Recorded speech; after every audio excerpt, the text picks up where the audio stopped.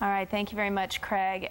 In the U.S. today, the number of people having trouble getting pregnant or carrying a pregnancy to term has reached 7.3 million. That's almost as much as the entire populations of Alabama and Mississippi combined, and the numbers are increasing every year. Couples experiencing this problem have a special kind of spiritual and emotional needs. Psychotherapist Carol Jones is a renowned expert in the field of infertility counseling, and she joins us this morning with some comfort for these couples and their family and friends. Good morning. Now, personally, I've had family members that have gone through this, and you know, women like you and people like you came in big time and helped out a great deal. So how important is it? I think it's very important to get help and support and to be around people that really understand what you're going through. It is a challenging time that is a real secret medical heartache. We just had our first baby, and we waited for 10 years, and people would say, oh, when are you going to have kids? When are you going to have kids? And we didn't have a problem with that, but I can totally understand where if you were trying to conceive or you were trying to get pregnant and people were asking you about it repeatedly, how hard that would be to answer those questions. Oh, they hate those questions. Yeah. Because they feel put on the spot. They don't know how to answer. It may be very emotional, like they may have just found out that they weren't pregnant and they're about to burst out crying and don't really want to deal with those issues. It feels very stressful. Absolutely. Yeah, it stirs up emotions, like we mentioned in the open, that you don't know what's happening behind closed doors. Right. So how do you approach that then?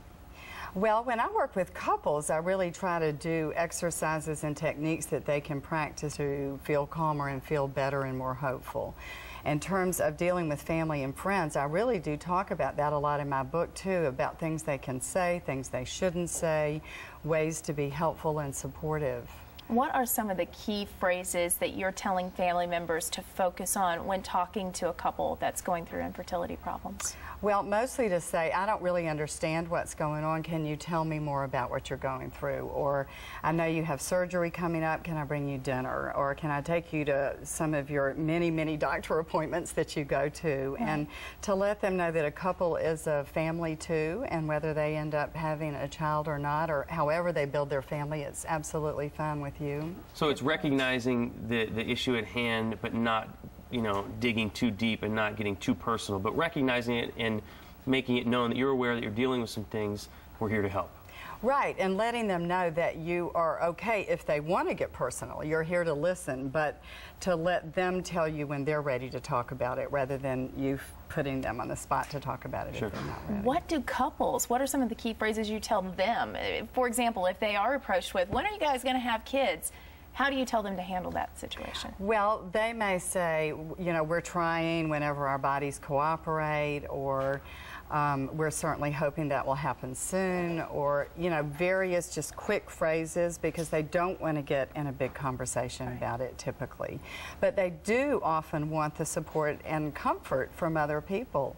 I applaud the celebrities that have come out in the last probably month talking very openly about their infertility and what a struggle it is, because the more that gets out there, the better. And I know that I've heard this many times. I know you've probably had this situation as well. Stress just adds to the problem. If they're trying to conceive and then they're stressed out about it, adding to the mental issues, kind of just, you see it all happen in their body physically as well. So when you can take that away, do you see couples end up getting pregnant if they can kind of take the stress off for a while? Well, sometimes decreasing the stress will help them get pregnant, but more importantly, decreasing the stress helps you feel good. Right. So anytime we're living with less stress, we feel a whole lot better. So I love to talk about techniques, yoga, breathing exercises. Just simply changing how you breathe can make a big difference in decreasing the stress. My sister was pregnant. She miscarried a few times, was told they couldn't have a child. They adopted a son, and bringing the son into the home relieved all the stress. She's now 7.5 months pregnant. Isn't that cool? So it can happen. I mean, it's amazing. It happens in a small percentage of the time like that, but you hear about that a lot. Right. So people think, oh, good.